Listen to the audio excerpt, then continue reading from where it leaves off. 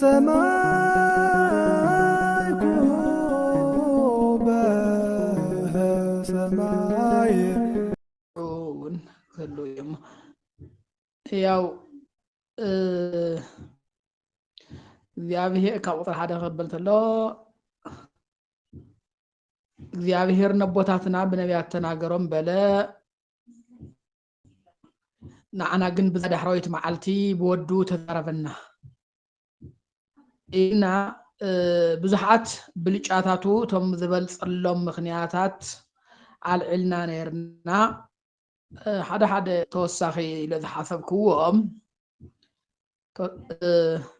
ሓደ ዝበልጸሉ ምኽንያት ብዙሕ ትጽቢት ተገበረሉ እዩ ካልኣይ እግዚአብሔር ቅድመ ዓለም ዝወሰኖ ምዃኑ እውን እዩ ፍሉይ ዝገብሮ ካልኣይ ብተወሳኺ ሸውዓተ ዝበልጸ ነገራት ናይ ሸውዓተ ናይ ክብሩ መግለጺ ንፍጡር ክንገር ዘይኽእሉ ሸውዓተ ቃላት ነው ማለት ሳቶም ኩሉ ወራስ ዝገበሮ ሓደ ዓለማት ዝፈጠረሉ ክልተ ናይ ክብሩ ነጸብራቕ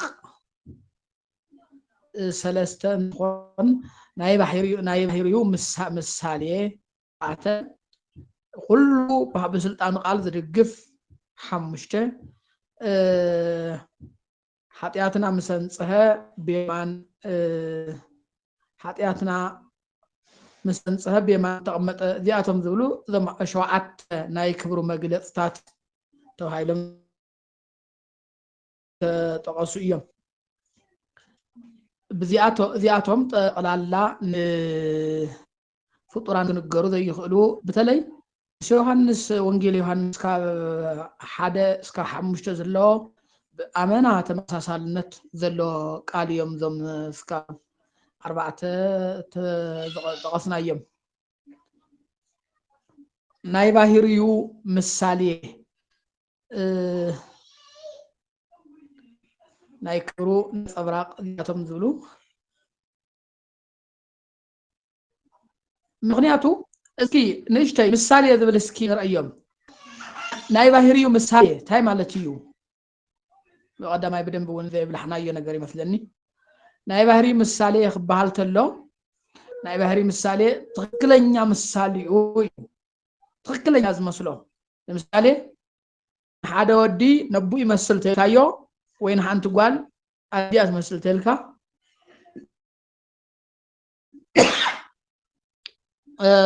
ሰባት እዮም ከም ማለት እዩ ምሳሌ ዝብልስ ምሳሌሲ ሓደ ግዜን ከከም ኩነታቱ ዝንገረሉ ዘሎ እዩ ንምሳሌ ንሓደ ወዲ አንበሳ ይመስል ተልካዮ ዝኾነ ወይ መፍርሕ ግርማ ግርማ ሎ ከም ማለት ዳንበር ተሰብ ጭራን ወይ ካሊን ተለውጦ አራዊት ኮይነሎ ማለት አይኮነን ምሳሌ እግዚአብሔር በአርያን በአሳን ሰፈጥዎ ክንብል ተለና ሰብ እግዚአብሔር እዩ ማለትና አይኮነን ሰብ እግዚአብሔር ማለትና አይኮነን ግን ምስ እግዚአብሔር ዘማሳስሉ እግዚአብሔር ተወረሶም ወይ ደግሞ እግዚአብሔር ብልጭታ ናይ እግዚአብሔር ባህሪያት ብልጭታ አለው ማለት ነው እግዚአብሔር ማለት አይኮነን ወድ ናቢ መስሎ ክንብል ተለና ግን እዚ ናይ ባህሪ ምሳሌ ከተለ ግን ልክ ወአቦ ንወዱ ነቦ ከም ዝመስል ጓል ነዳም ትመስላ ይመስሎ ማለት እዩ ማለት ታይ ማለት እዩ ሰብዩ እዩ ለምሳሌ ወዲ ነቡ ይመስል ተካዩ ሰብዩ ማለት እዩ ጓል ነዲያ ትመስል ተካያ ሰብያ ሓደ ባህሪ እንዲያው በጥራህ ካብ ሰብነት ሓሊፍስ ተፈላለ ቅርጽታት ወይ ተፈላለየ መልክዓት ውንስ ንቅጽ ኢሉ ነዲዩ ነቡ ይመስል ማለት እዩ እና ምሳሌ ዝብል አሉ ነሽተይ ምሳሌ ንሓንቲ ጓል ጽጌረዳ ትመስል ተልካያ ዝኾነ ክፋል ጽባቐ ገለ ንምግላጽ ዳንበር ዒና እንጨት ተቀይራ ማለት ይኮነን እና ምሳሌ ንእግዚአብሔር ወልድ በጊዕ ይመስል ክንል ተለና የዋህነቱ የሆነ ነገር ነዚህ የዋህነቱ እሺ ባህላይነቱ ተቆይኑ ወስንበር ተውጦ ቀርነን ካልይነሎ ማለት አይከም ዘይኮነ ማለት ስለዚህ ምሳሌ ክንብል ተለናውን نشتك لستك تكورلو فليخا مرد إليه كاو قصيلو كم ملائكت يبلس يزبل بحكي እግዚአብሔር ኣብ ዘመን ዘይ ንዓና ኣብ ዘመን ዘይ ካብ ዘመነ ስጋዊ እስካብ ዘመነ ምጽአት ንዘለና ህዝቡ ዝተናዓና ዝተናገረሉ ናይ ባህሪ ወዱ ናይ ባህሪን ባህሪያውን አካላውን ቃሉ እግዚአብሔር ወልድ ካብ መላእክት ይበልጽ እዩ ግን እሽተይ ስለ መላእክት ስትነውቅ ለማ አንቺ حفلي لحس في أستاذ أذكر اللي ذلله ناي ملائكة نجاريو نجار ملائكة كلن غل وإذا ما تمرت ملائكة كلن غل مصحف قدوس እግዚአብሔር በመጀመሪያ ሰማይን ምድርን ፈጠረ ይልና በተለይ ኦሪት ዘፍጥረት አፍተ ናይ ፍጥረት ክፋሉ ካብ ምዕራፍ 1 እስከ ምዕራፍ 2 ያው እስከ 3 ዘለ ጠቅላላ ስለ መላእክት አፈጣጥራ አየውገዕን አይነገረናን ውን ሰማይ ፈጠረ ይልና ምናልባት ግን ሰማይ ብዝብል ኩሎም ኣብ ሰማይ ዘለው ሰራዊት በሙሉ ተጠቅሊሎም አለው ማለት እዩ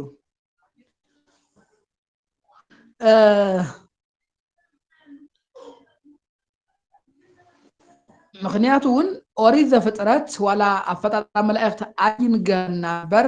ናይ መላእክት ህልውና ደጊሙ ደጋግሙ አውጊዑ ስለ ናይ መላእክት ህልውና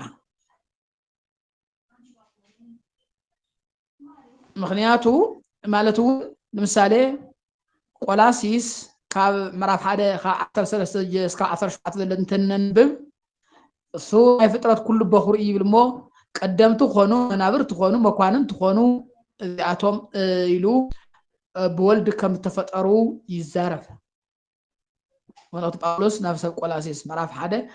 ካብ ቁጥር 13 እስከ 17 ዘሎ ስለዚህ መላእክት ዝበሃሉ እዚ ጥራሕተ ይኮነስ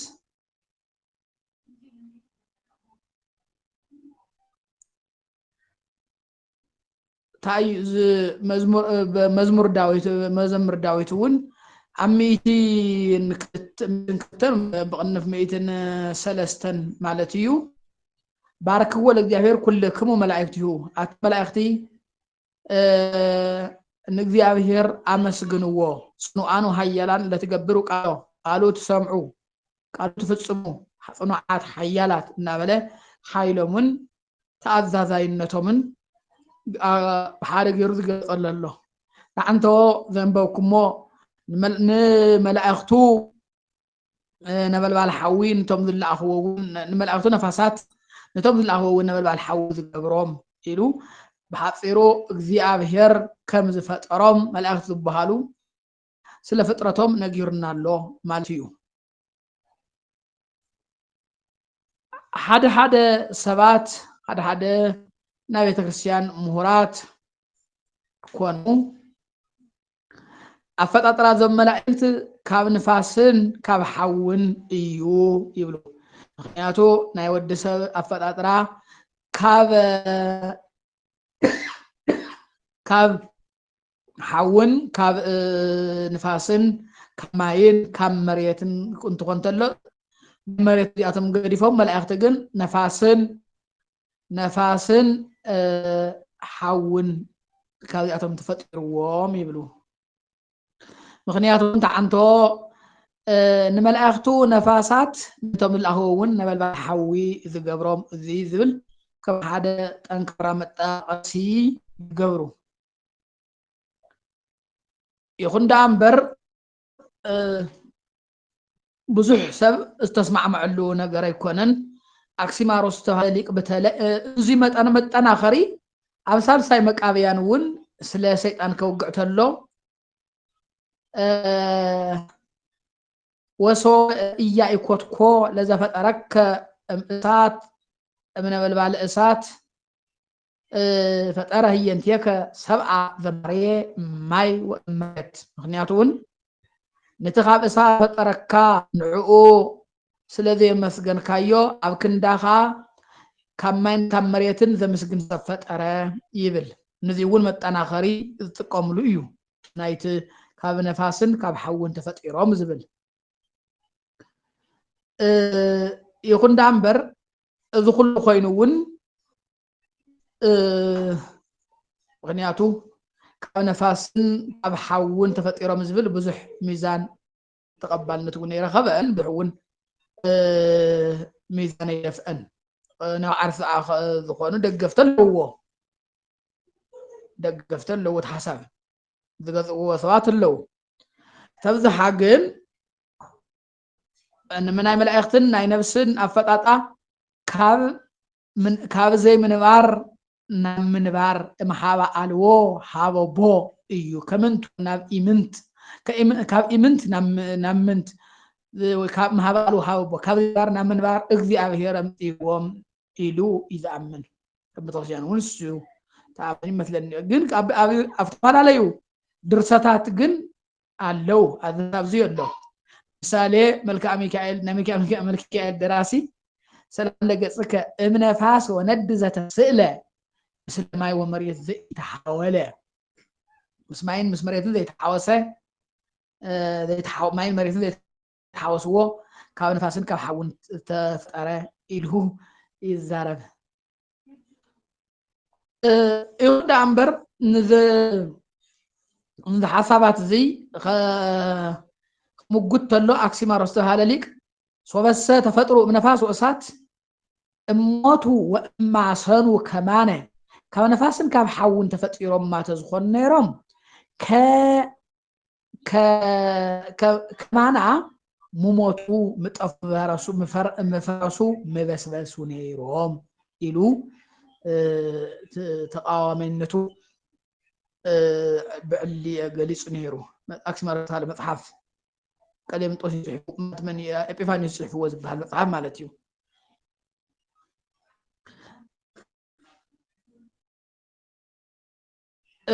እሳቶም እዞም ካብ ንባር ይፈጢርዎም ክልተ ዝብሉ ሰባት እንታይ ደኣ እሞ ነፋስን ሓውን ካብ መላእኽቱ ንፋሳት እንተለኣኽቱ እውን ነብላል ሓዊ ዝገብሮም ክትብሎም ተለኻ እውን ነፋስ ሓዊ ንፈቃድ እግዚአብሔር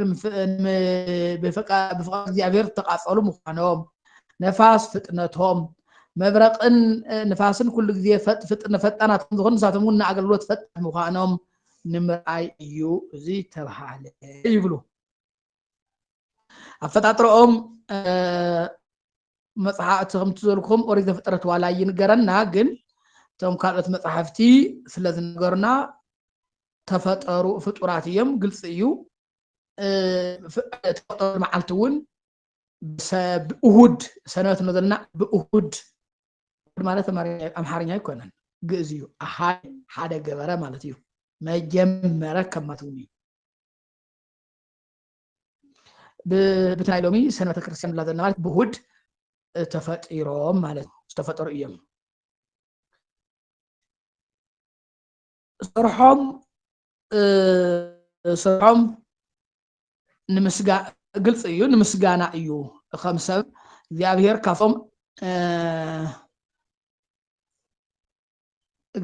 ካፍቶም ነባብያን ፍጡራን ዝፈጠሮም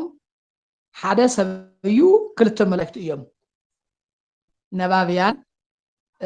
ነባብያን ተዛረብቲ ሓሰብቲ ሕያዋን ገይሩ ዝፈጠሮም ወደ ማእኸል ዘብል ነገር እንተሃለወ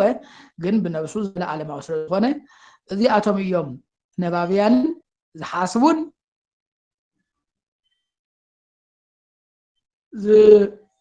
ዝዛረቡን ዘለዓለማውያን ህይወት ዝነብሩን ማለት እዩ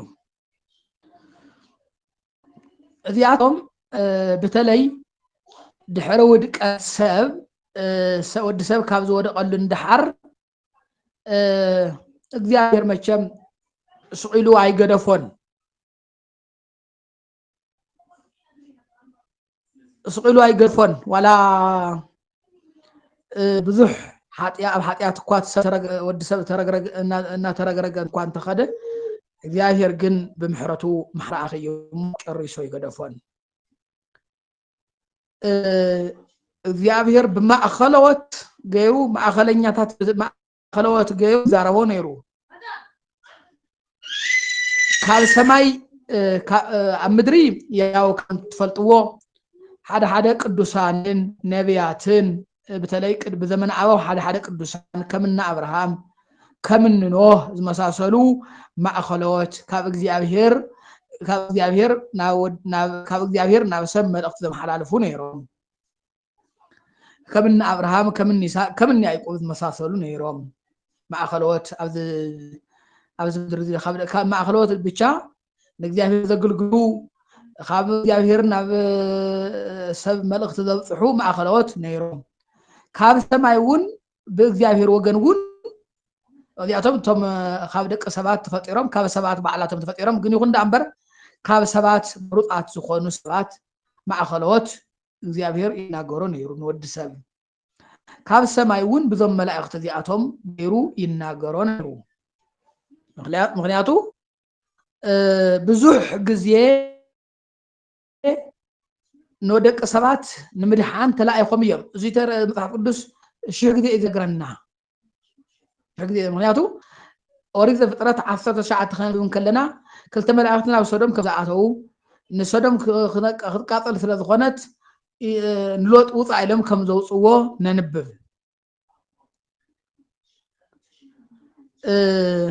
ነንብብ ዳንኤል ንአናንያን አዛርያን ከመይ ከም ዘድሓኖም ነንብብ ኢና ሓደሽተ ይኮናን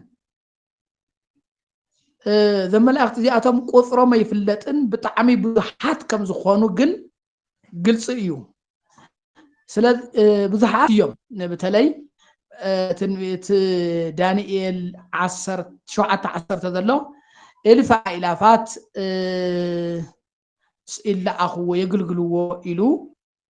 መቸም ዝቆፅሩ ዚና እግዚአብሔር ሒሳባዊ ቆፅሪ ኣይኮነን በአና እውን ተርእናዮ በቲ ናይ ደቂ ሰባት ኣቋፅራ ሚልዮናት እዩ ስለዚ ክዚ ተባሂሎም ክቁፀሩ ይኽእሉ ብዙሓት ሰራዊት መላእክት እዮም ሙሴ ኣብ ዘዳግም 33 ቁፅሪ 2 እግዚአብሔር ናብ ሲና መፀ ምስ አእላፍ መላእክቱ ኢሉ እግዚአብሔር ብዙሕ ግዜ ንጉስ በሰራዊት ተዓጅቡ ከም ዝግለጽ እግዚአብሔር ብዙሓት ሰራዊት መላእክት ተዓጅቡ ኣብ መጽሓፍ ቅዱስ ተገሊጹ እዩ ዘመላእክት እዚኣቶም اسمع له خديه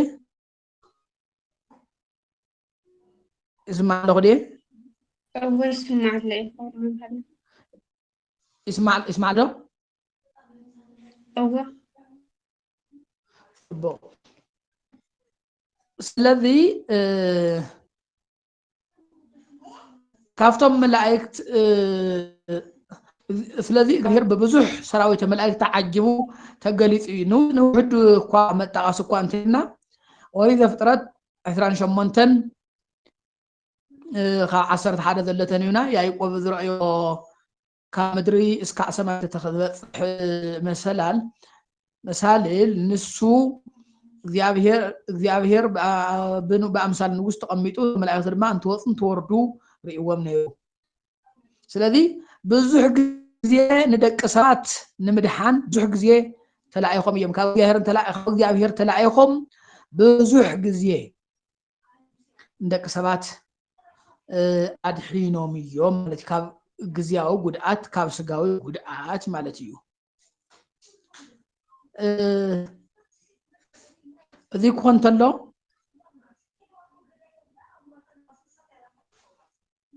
ብዙሕ እዚ ውዕለታት እዚ መላእክት እዞም ዕብራውያን እዚኣቶም ሓደሽቲ ይኮን በተለይ ኦሪት ድማ ከም ትፈልጥዎ ብናይ መላእክቲ ኣገልግሎት ዝተመልአ ስለ ዝኾነ ንመላእክቲ ዓብይ ቦታ ነይርዎም ቤተ ኣይሁድ عبي بوتا نيروم عبي بوتا نيروم مخنياتو لما الأغذياتهم بزح زي حدا نبيات استرأيهم رأي مرأة أيوم تلو الساتم قليس أمي الساتم نامطو أنتم نبيات مبرهره يهبون يرم أو ذي أبتني تذكرياس بتبذحي ننيو ندك ساون يلمونون بدك سبات قدعتون زحانون ندك سبات بقون زحقو سميهم مخنياتو بدك سبات قدعت كم زحازنو تنوي تذكرت مرة حدا شمون تيمثلني 7 عامت تقطع خينا يهود أوراجتات زي تمحران اسكع مع ذخونيو إلو حذنيتو قليسونيو يسوع كريستوس ويتعامل عن يسوع كريستوس أبد مدرسة ما لسلو جزيون أو إنجيل لوقاس أرى أفرتها مشلة تنانيرو ملاختي سلذن السحاد حتياتنيا يحجوسو إلو دك سبات زلو فري نغيرنا نيرو أوجل لوكاس كومو 12 كأطر دش زلو ثلاثة بلس حدا سب بلس نبرتو يبلمو تبع البلس سلسة جزية مسؤول فري مسأنا الله يقول دعم تبع البلس سلسة جزية تمارسة فرع عيرة خاب كلان أمو نزابل الزياء ملنا قراتني أتبع شو ذلنا ذلا ورطع نكولن كلهم استمنا بات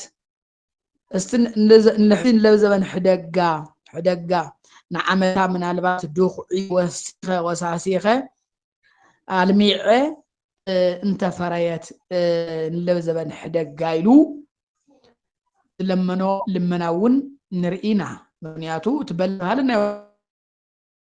مجم ولا نود سيويو تبع البلاس እግዚአብሔር እዩ እንድሕልና ቁረጥ ባዝለት መልአኺ ኻብያር ታዝግን ንስግን ናይ ዓለም መናኸዓ ለሚኑ ማለት እዩ ስለዚህ መላእክቲ ብደቂ ሰባት ጉድኣት ይሓዝኑ እዮም ናይ ደቂ ሰባት ደስታውን ይሕጎሱ እዮም ኣብ ካልእ መጽሓፍ እውን ንኻልኦት ዝግበር ጽቡቕ ነገር ናታቶም ንዓቶም ከም ተገብረሎም ይቆጥሩ ዝብል ኣሎ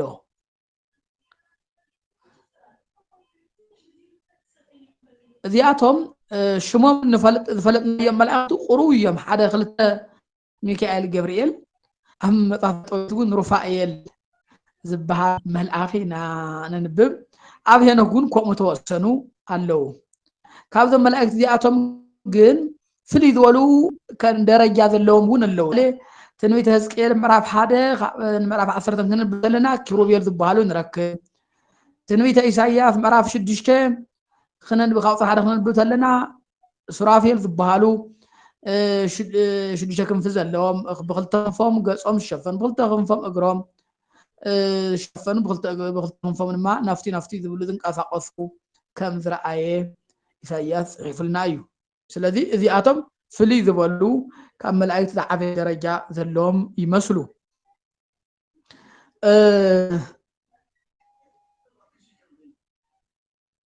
ዮሐንስ ወንጌላዊ ዮሐንስ እውን ራእይ ዮሐንስ ምዕራፍ 4 ጀሚሩ ስለቶም 4 እንስሳ ወይ ደግሞ ኪሩቤል ንዓቶም ይዛረብሞ ድሓርማ 24 ሽማግለታት ኢሉ ይዛረብ ስለዚህ እዚኣቶም ብተለምዶ ካህናተ ሰማይ እናበልና እንጽውዖም እዩ بالتلمدو طرحون تيوان متعرفون جا أتاشو عربات مش معلدات جذون عرف كهنا سلا زولم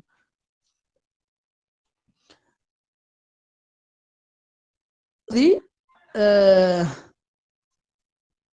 أريد فترات ما نعم نبي أقول بملائكتي مش ملائكتي زح ركب سلا ورو إبراويان بتعمي ملائكتي فرم أملاختا نيو من البات حدا زرسوا من نجارات ملائكة تهليم خم ملائك نلعلي ذخون حدا ملائك بضع جذي ملائك بملائك عملك تجلسوا بس وقت سجدات طلع عملك وصل ملائك ون يفلطيهم ምክንያቱ ኦሪት ዘፍጥረት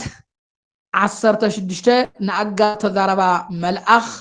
መልኣኽ ዳ ኣይበልበር ድሓር ተዛረቦ ዘረባ መልኣኽ ዝገልጾ ኣይኮነን ዘርእኺ ከብዙሕ እየ ዛም ዝብል ብጣዕሚ ስልጣን ተመልኦ ቃላት ተዛሪቡ ከምኡ 18 ዘለውን ዘርእኻ ከብዙሕ እየ በዘርእኻ ኣዛብ ክባር እዮም ዝብል ቃላት መልኣኽ ጀመርያ ተጀሚርዎ ንሱ ተዛሪብዎ ኣብ ዘጻት ምዕራፍ 3 ዘለውን መልአክ እግዚአብሔር ንሙሴ ተራእዮ ይብል ድሓር ግን ኣነ ኣምላኽ አብርሃም ኣምላኽ ይስሐቅ ኣምላኽ ያዕቆብ እየ ክብሎ ኢና ንብብ ስለዚ ዝመልአኽ ዙይ መልአኽ ኢላ ቤተ አይሁድ ማዕውን ይተኣምን ኣምላኽ ስልጣኑ ናይ ኣምላኽ ግብግን ይኹን ዳንበር ትሕትይሉ ብመልአኽ ደረጃ ዝተገለጸ ይብሉ እዚ ጥራሕ ኣይኮነን ኦሪት ዘጸአት ምዕራፍ 23 ቁጥር 20 ዘለውን መልአኽ ኣቁመኻ ክርእኽየ ተጠንቀቁ ይጥራይ ይብለኩምን ዝብል ቃላት እውን ተነግሩሉ ኣሎ ብጣዕሚ መልአኽ እዚኣቶም ቃላት እዚኣቶም መልአኽ ክሽከሞም ዘይኽእሉ ዓይነት እዮም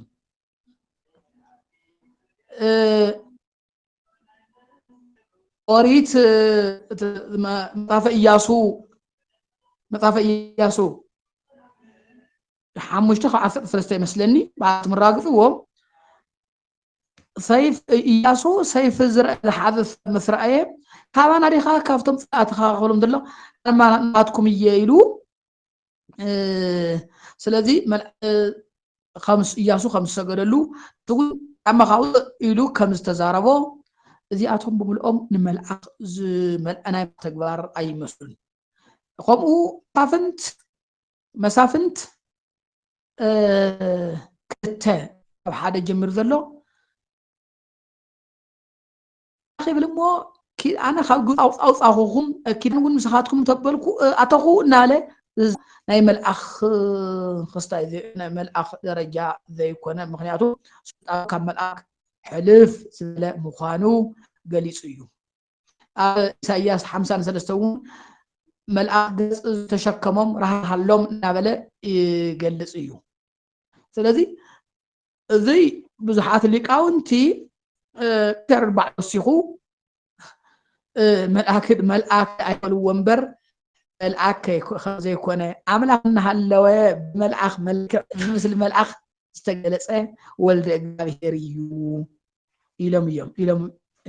ይኣምኑ ንዚ ቄርሎስ ክዝገልጽ ተሎ ስለ ነብይነቱ ነብይ ይበሃል ስለተልአኸነቱ ሐዋርያ ስለተልአኸውን መልአኽ ይበሃል ይብል ነብይ ይሰመይ ትሪዱ ወሐሰመይ በእንተ ተፈንወቱ ወመልአከ ይሰመይ በእንተ ተልእኮቱ ይብል ምክንያቱ ኣብ ኢያሱ ዘሎ መልአኽ ስግደት እንትቕበል እንተሎ ኣብራ ዮሐንስ 19 ኸይዱ ግን ኣይስገደለይ ኩልና ንእግዚአብሔር ንስገድ እምበር أنا وين كما خباري أيه كما كم حوات كان باري أيه يلي عارف قليسو سلذي ملأخت مالت عندك سبات زحازنو عندك سبات عقل قلوت سبات خاب سماي بدري نبيات كائنات نستات ما أخلوت كوينا مسرح خمس نورو ساتن ما خاف يافير كاب سماي ما أخلوت سبن يافير مرة خفتي كويوم صنحو إيو ذي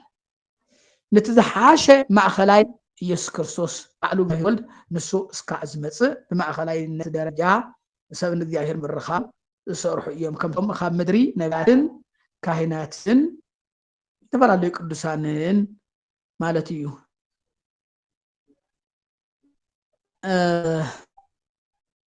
ስለዚህ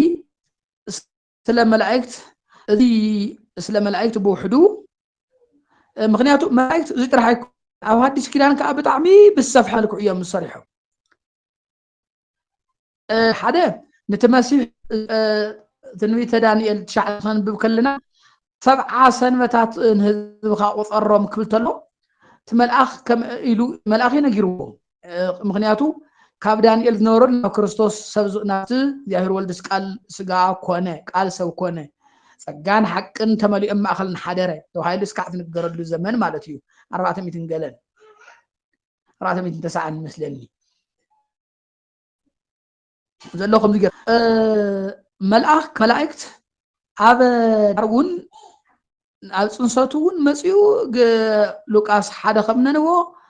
بشارشا ورحي جبريل تلأخ تبعيلو كم تتحافة خصنصون سلسنسون تذاريبو أبصيرهم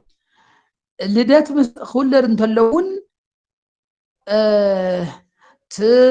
نعهاتكم أي تفرحوا سنة إذا هنقرأكم نعهاتكم نعهل علم حوس زخانة زينة سلز نقرأكم أي تفرحوا السون مدحن تولي لكم السلمة بروخ ويتا كريستوس إيو اليوم قليت نيرم ملك سلذي عب زمن حديث كيران كعب نا كريستوس مساخ بتعم بسفيعو هيدوم له مالتيو هو دحرون بحر 30 عامتون ياو تمطف قدس نغرنا زلخو ኢየሱስ ክርስቶስ ኣምላኽ እናሃለወ ዓርሱ እግዚአብሔርነቱ ከም ዝምሕዳግ ኣይቆጠሮን ብምስሊ ባርያ መጽዩ ዓርሱ ዋረደ ተባሂሉ ከም ተጻሓፈ ኣምላኽ እናሃለወ ኩሎም ሰባት ፍቁራን ከግንዑ ክግልግሉ ተፈጠሩ ኮይኑ እናሃለወ ንኣግ ከግልግል ዝመጸ ወልደ እግዚአብሔር ሞሓር ወዲ ሰብ ተባሃለ نسون من مكان هذا مدري كجلجل بر كجلجل ومثل كتخانة أبي ماتيوس معرف 4 ناي سيد أنفتنا مس حلفة بعر مثل حرزي ملاك كجلجل ومسوء يزبل من مكان توارد خوين كان حلوه ملاك تن يجلجل ونيرم توارد خوين بدك سبات تحت سبات ناترين حلوه هو كم ملاك الأسكايو تبهالو زمر كان تحلوه ملاك تجن جلجلوه مسوء يبل أمس كلون كمو أتنسى أسفعو نتلاون أنت أخم مسموتان تحاتو دلي وذلهم إلهم بصفحات سواخوية أرق أنت اللون أو جبر هواريات معرف حدا ساعات خمن نو أرق ذا أخم يسوس كمو تمليس خمسيو إلهم بزاروية وانجيل مخصفافة طعمي أبركتو بريم ملا اختمات بطعمي أبركتو جبرو إيام بطعم أبركتو جبرو غنياتو بيتروس مستعصرة هيرودس قاتلو نتزجاجون هلو أيهود وبناتو موت كحجوسو نتزجاجون هلو تمال أخ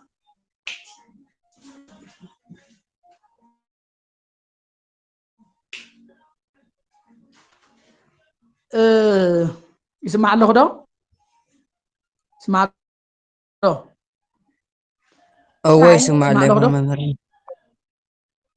ماشي قاطع كل غير الذي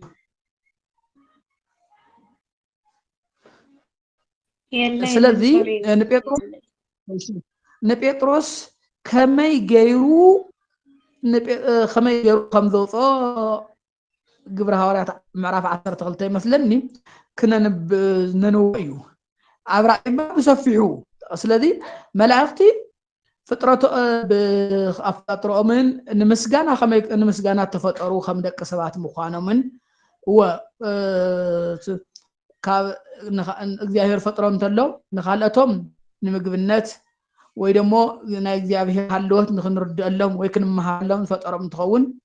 ስሙ ቀዲሶም ስሙ ቀዲሶም ክብርኽዎ ዝተፈጠሩ እዞም መላእክትን ሰብን ስለ እዚኣቶም እዮም ማለት እዩ ግብረ ሐዋርያት ምዕራፍ 7:53 እውን بسرعات ملائكتي ملائكة سرعات سكبرينت ويدمو حق مخبراينت أريد تقبلكم انت خوانا قنا انت أريد حلكم معن إلوام يرو እስጢፋኖስ ቅዱስ እስጢፋኖስ ስለ መላእክት ብዙሕ ብውሑድ እንድሕር ተረዲእና እግዚአብሔር ወልድ ኣብ ዘመን እዚ ንዓና ብዳሕራዊት ዘመን እተናገረና እግዚአብሔር ወልድ ካብ መላእክት ኣብዚሕ ይበልጽ ማለት እዩ ኣብዚሕ ይበልጽ እዚ ክጻሕፈሎም እንተሎ ከምቲ ነገርኩኹም ዕብራውያን ብጣዕሚ ንመላእክት ዘሎ ኣክብሮት ዝተፈለየ እዩ ስለዚ ንዑ እውን ያው ካብ ሰማይ ካብ ነቢያት ካብ ሐዋርያት ይበልጽ እኮ ተበለጽ ዋላ ገሮም ቆጽፉ እኳ ካብ መላእክት ግን ይበልጽ ኢሎም ዘይክሓቱ ወይ ደግሞ ኣይሓሰቡን እሱ ግን ኣመና ካብ መላእክት ይበልጽ ኣመና ካብ መላእክት ይበልጽ بخالي بهلاون هو بملكوت كواي بالتبهله بتسقوا بتوزي سقا مع خلاينا ناتنا مع خلاي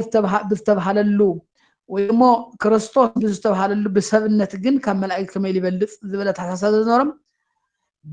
بملكوتو يبلص بملكوت ما طياق يبلون بسقون يبل بت زلبسوت سبيتون آمنا يبلص إلو قليل لهم ولد እግዚአብሔር ይበልጽ ምክንያቱ ነሱ ካብ ጥንቲ ካብ ዘለዓለም እስካዕ ዘለዓለም ካብ ዘለዓለም ካብ ማዕረ እግዚአብሔር ኣብ እግዚአብሔር ኮይኑ ዝነበረ እግዚአብሔር ኮይኑ ዓለማት ዝፈጠረ እግዚአብሔር ኮይኑ هو خم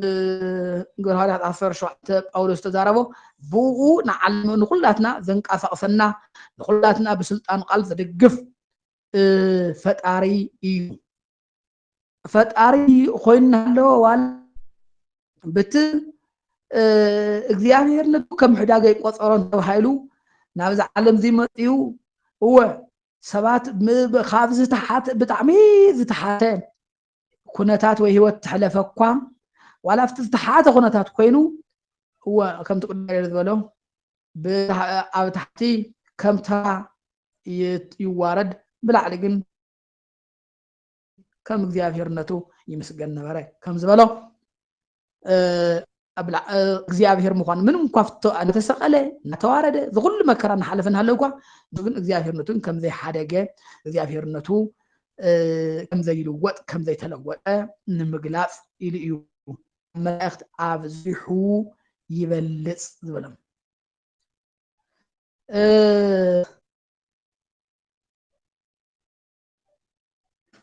نزي كعمر الداتا نزي بتفعله مخنيات نيروم حدا نملائكت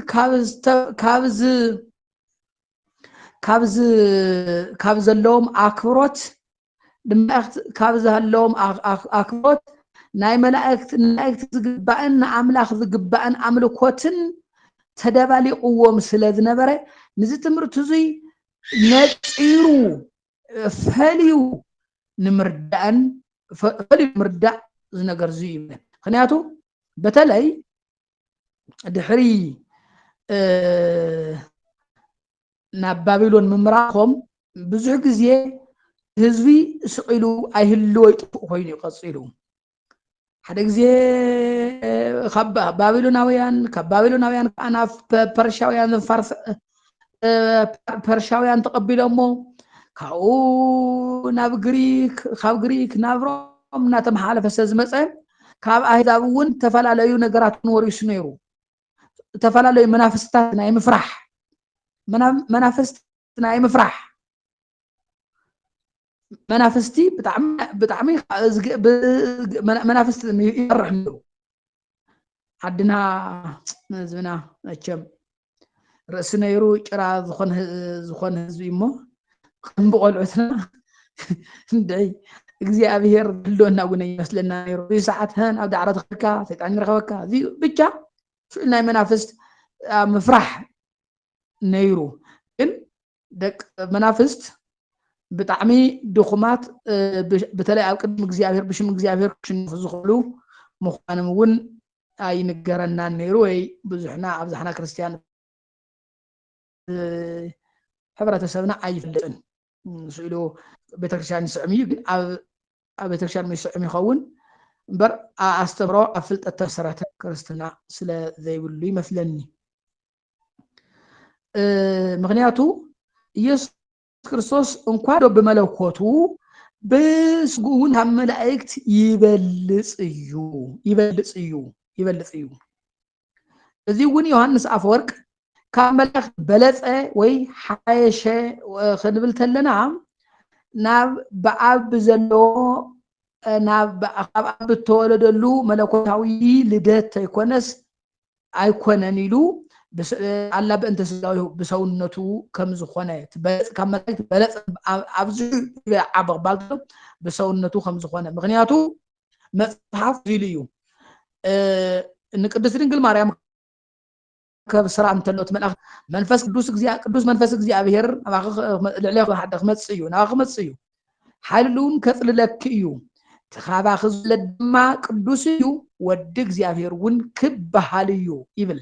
ود እግዚአብሔርን ግባሃልዩ ወድ እግዚአብሔር ነቢያቲ አይቆብ ክነግስዩ ለመንግስቱን መወዳታ የብሉን ይብል ትንቢት ዳንኤል ምዕራፍ ቁጥሪ 12 ወይ 13 ዘለውን ትሰብ ዝመስል ናፍቲ ብዘመናት ሸምገለ አምጽዎ መናብርት ተዋሃቦ ስለዚህ መንግስቱ ግን መወዳታ የብሉን ይሉ ይገልጽው ወልደ እግዚአብሔር በመለኮት ወደ አብ ዝሆነ በሰውነቱ ወድ ማርያም ዝሆነ ኢየሱስ ክርስቶስ ምንም እንኳን ወድ ሰብ ተተባለ ሓደ አምላክን ሰብ ዝጠመረ ጠሚሩ ዝሓዘ አካል ስለዝሆነ በሰውነቱ ሆነ በመለኮቱ ፈጣሪ ሐልውና ስለዝሆነ ሓደ ህላዊ ስለዝሆነ ካብ መላእክት ካብ ኪሩቤል ኣብ ሱራፌል ኣብዚሑ ይበልጽ ካብ ውን ይሕይል ንዓተሙን ፈጠረ እዩ ምክንያቱ ዮሐንስ ወንጌል ዮሐንስ ማለት ሓሙሽተ ቁጥር 28 ወዲ እግዚአብሔር ወዲ ሰብ ወዲ እግዚአብሔር እዩ ተባሂሉ ተጽሒፉ እዩ ማለት እዩ ስማ ኣለኹ ዲየ ስማ ኣለኹ ዶ أول خبر ممرنا يسمع علي. ماشي. سلذي بمتى يبلغ تبهايلو بمتى يبلغ تتبهايلو بمتى يبلغ تتبهايلو سم كأتوم زبلغ سم وريسو إيو كأتوم زبلغ سم وريسو إبراويان ولدي ندقم سم كوت لو بالتعميد انقاقي بتعمل تنقق يوم يبهال مخنياتو تمدقم خويم كريو ونجر يوم تتنجق مسم زوصو نت ذعبي نت زخون بتركل ذجلس سمون سرحمن استوحدا استطعمن نخون بتعمل يوم تنققو يبهال إبراويان سلازي عبسم قلد يلن بعاتم سلذي تايت مبلغ تتبالي احنا كاتم زبلص الشم وحيزو يبل كاتم زبلص الشم كم ملائكه كم ميكائيل كم جبريل كم سرافيل كم كيروبيل اذي من دي بحال زلو تسغانا كوي تسغانا بحقي እግዚአብሔር ذهبنا ጸጋ አህዋት ጣዕም عبي تايبل እግዚአብሔር ምዃኑ ከም ዳገ ይቆጽ እግዚአብሔር ነቶም ተሓደገ ይቆጽሮን በምስል ባሪያ ዓርሶ ዋረደ እስከ ዓመት ተኣዘዘ ሞቱ ልዕሊ መስቀል ዝኾነ እዩ ስለዚ ሰማይን ምድር ዘብሙሉ ንስም ጎይታ ኢየሱስ ክርስቶስ ክሰግድ እግዚአብሔር ካብ ኩሉ ዝዓበ ሽም ሃቦ ይብል ሃቦ ስለዚ ካቶም ዝበለጸ ሽም ወሪሱ እዩ ባህል ታይ ወሪሱ ታይ ሽም كنا إبراهيم بتعمل تنقوا يوم لنا كم عدنا يكون حدا محاذانا دولو نتو كتنيا ملأك السلام نتاي نسور ملأك هنلو يبل سلذي نايسم سؤال كنت سمع يكون بحق اسم نصرحون شمون استسناسه استوحدي سلذي توانا تعبي حدا شو دك سبات بشمو خطمقو مغبا مخالومي بشمو تطميقوم دك እግዚአብሔር ኮኑ مخاليو بشم ولد بشم منفس قدوس بشم اب بشم ولد منفس قدوس كل ነገራቶም بشم تجمروا مخالم ባሉ ካብስ መላእክት ዝበለጸ ይወራ بشم ሚካኤል ነገራት ጀምር بشم ተፈላላ አይነብል ቤት አይሁድ نمت تفعله أنت ودرسهم تفعله أكبر كوان تنبرهم يكون دامر نعطب مسجانا عقريبهم أيفلتون نعطب مسجانا عقريبهم أيفلتون نقدي أبيهري يوم زبولن بر سترح وانت يكون نمأخذ كن يكون كيكون ذات عقريبهم بضح يفلتون ذيك منافس بهاكيت سوء تبهيو كاو خا مفرح استلع علي مثلني أنت درس أهوي يطرح مغنياته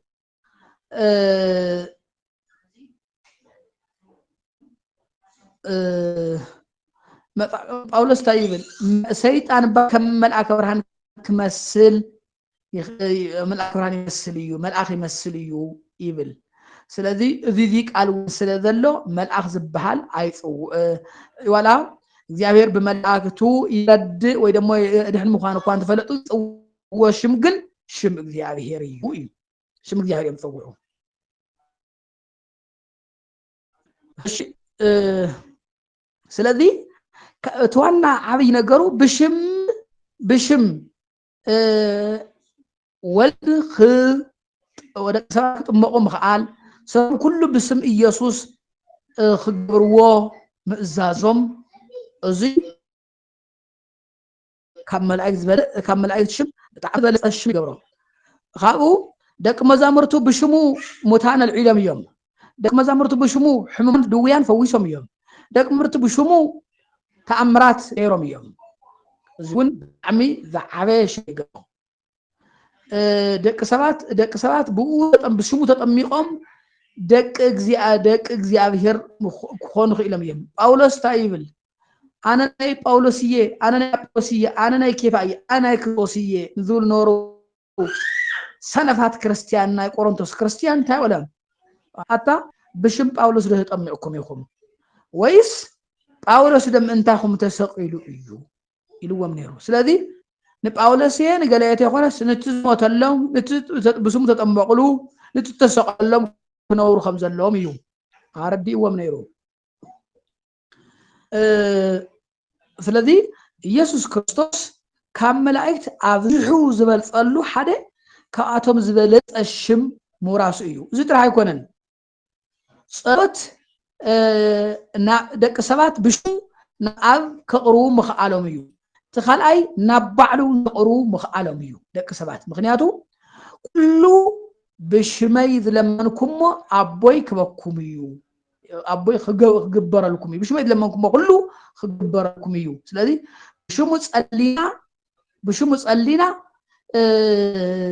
دليتنا ويمنيتنا مركبنا بعلو تايو تايري انتاي ديزر انتايري تب شمو بطعمي ذلصه كملاي ذلصه مخانو يرد ምክንያቱ ቀዳማይ ጴጥሮስ ምዕራፍ 2 ዘሎ ደቅ ሐዋርያት ብሽሙ ናብ እግዚአብሔር ጸሎት አቅርበው እዮም ታይብል እግዚአብሔር መስዋዕት ተቀርቡ ካህናት ገይሩ ሸይሙኩም አለው ይብልሞ እሱውን እግዚአብሔር በኢየሱስ ሰቢሉ ተቀበለኩም ይብል ስለዚህ ቤተክርስቲያን አሁን ናኩተከ እግዚኦ በፍቁር ወልድከ በተፍቁር ወልድኻ ጎይታን መስግነካና ማለት ተመስጋኒ እግዚአብሔር አብ تصلوت بمن يحلف الله بእግዚአብሔር ወልድ ቅዱስ ያሬድ ግን መሐረ ዝበከ በእቱ ወልድከ ብወድኻ ስለወድኻ ህዝብኻ መሐር ኢሉ መልጃና ተማህጽኖ ብምልኡ ብወልድ ክሐልፍ ገይሩ እዩ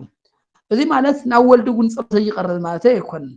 ደስ ትለን ጸሎተላ ሁሉ ጊዜ ካብ ቤተክርስቲያንና መሐረና ተሳሃለና ወልድ መንፈስ ቅዱስ መሐር የተዘከረና በሳይልክ ማለት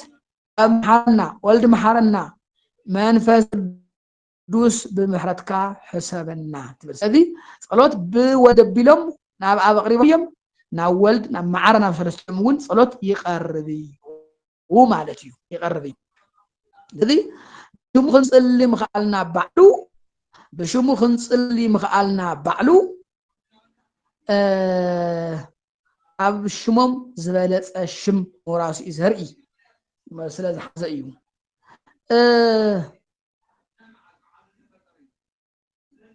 ከምታ አንተ ዘልኩም እንድሕሪ ቅድሚ እንተበልና እናበልና ነገር ተብልሐዮ ብጣዕሚ ጽቡቕ ይመስለኒ መላእክት ታንተ ረሳዕዎ رأي عصر عده شوعت زلو مسيطان تواغيهم نسيطان جن ميكائيل ملائكة تواغيهم نسيطان نمريت كم زوردوون تصحيفوا له نسيطان تواغيهم خانم أكتبت دانيال معرف عصرته خاصة سرستها ذل مثلني ملائك نجوس فارس نايت نجوس فارسي حلقة ملائكة أيون نايت نجوس فارس حلقة ريسران حد معلتا ومني يبل بذيكا خاب ملائكة حدا ميكائيل كم ملائكة حدا ذغنا ميكائيل كرد مسأ يبل تملائكة سلذي حزون نعو أقمي أي مسأ ذلخو نعي أنت نقول فارسي قاوم قريفا يذلخو يبل سلذي سيطان يقاومون مخانو يو نيسكن تاي نيسكن نقاومري أي قاومون شمو صوعت له يكابو بشم أجان نديو تايبلو أجان بعلاتهم قدوس ود ديابيريخا دك سات كوهم زي ولنا يساتهم يلهم قدوس ود ديابيريخا كيرلس أيودس كان سيطان يومون كري أمي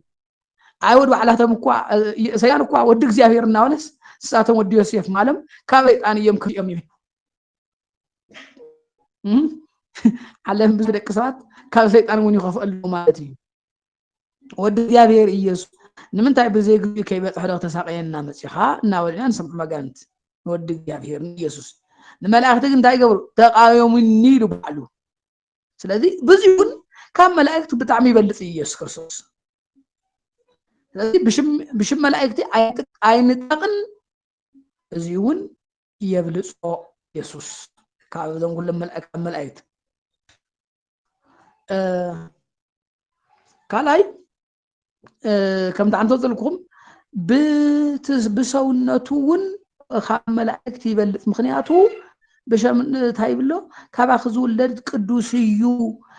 ود እግዚአብሔር ክበሃልዩ ንቤት ያዕቆብ ክነግስዩ መንግስቱን መወዳእ ታይብሉን ተባሂሉ ከም ተቀርሎት ወሎ ንእግዚአብሔር ቃል በሰውነቱ ጥንታዊ ምክንያቱ በተዋህዶ ቀዳሚ አምላክ ዳህራዊ ሰብ ኮይኑ ዳህራዊ ሰብ ድማ ቀዳማዊ አምላክ ወድ ማርያም ትናለው ወድ ማርያም ዝረአናዮ ንሱ ነቡ ከም ሓዱ ዝመስል ክብሩ ረአናሉ ዝተዋሃሉ ከም ተሓፈ ንሱ በትክክል ዓረም ዓረግ እግዚአብሔር ምዃኑ ስለዝኾነ ካለ ባላ ንሱ ንእግዚአብሔር ዝረአየውን እዩ ንእግዚአብሔር ኢየሱስ ክርስቶስ እግዚአብሔር ዝረአየውን እዩ مرأي مالت قد النبيات ولا من ملائكة رأيو خم مرأي مالت خم رأيو مالت كونن وشتمقو نعو بكل زفلطو مخان رأي مخان سلذي እግዚአብሔር ዝረአየ የለን ሓደ ወዶ ሕፉዝ ነበር ወዶ ግን ተረኾ ተባሂሉ ከም ተጻሐፈ ካሊ በጀኩን እግዚአብሔር ዝፈልጥ ዘይምንባሩ እዩ መቸም ምፍላጥ ኩላትና ንእግዚአብሔር ምላው ህልውና ንፈልጦ ይኾን እግዚአብሔር ግን ፈልጦ ግን እግዚአብሔር ወልድ እዩ نزيو نيو عصرت حدا عصرت حدا إذا شو من رحمة شن مثلني نعم بيجي كولد تفولت إلن نولدون بيجي كأ نتزرعنا يود مريم نعو زفولت بيجي كأون ذي اللو كم سلا ذي اللو يو كم أيتي بلس يو سبحان الله شمم بشبه الله بزخل ذو الكخم مزنات كمل أي بليس الله كمل أي بلس سمم كذا ذخبان خلأي ولاد سلا زخوانه ولاد እግዚአብሔር ولاد ولد واحد سلا زخوانه ቀዳማይን ካልአይን ዘዩ ናይ ባህን አካላዊ ውላዱ ስለ ዝኾነ ከመል አይልት ናይ